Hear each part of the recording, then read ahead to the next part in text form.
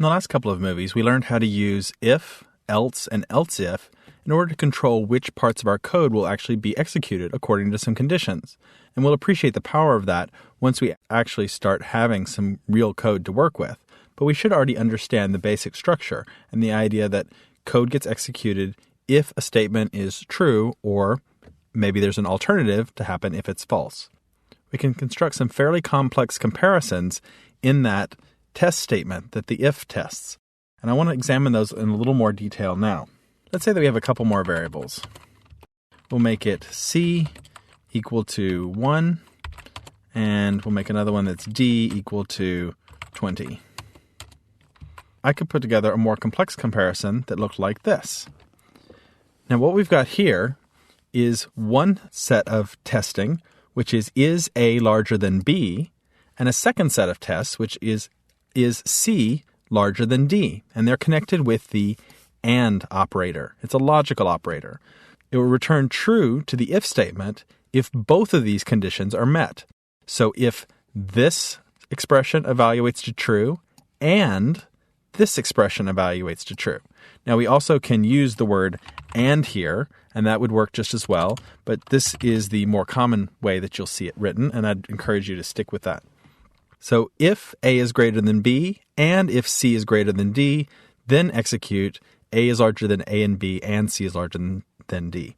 So let's go ahead and make it so that A is larger than B, so they're not the same. And let's go ahead and load that up in our browser and just try it. And it comes back with the original A is larger than B that we had up there.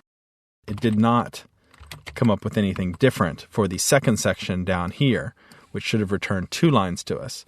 Now, if we switch these, and we were to make sure that C is larger than D, and then load it again, you'll see that it comes back, and it does tell us that both statements are true.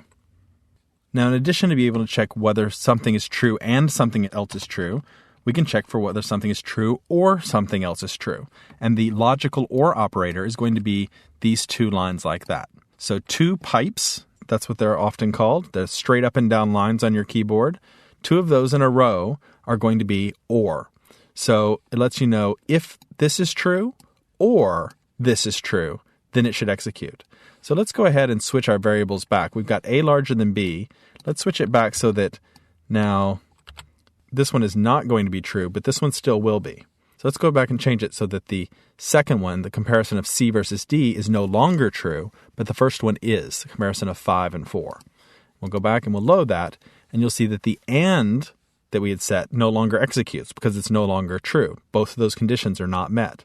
But in the third test that we do, where we ask about OR, one of those 2 is true. Either A is greater than B or the other way around. And in this case, A is greater than B. Now we can still combine those with else's as well. And we could have it say that in the case when neither one is true, if we're testing for OR, if it didn't meet either one of the conditions, then we can say neither A is larger than B or C is larger than D. Make sense? Think about that for a second. It may take a little bit to get used to the kind of logic here. But if we say that either one is true, do this, then if we get to the default, which is else, then it must mean that neither one was true. They both returned false. So therefore, we can safely assume that neither one is true. And we can go ahead and plug in different values, and we can test that. And you can use else if. You can string these together. You can nest them inside each other.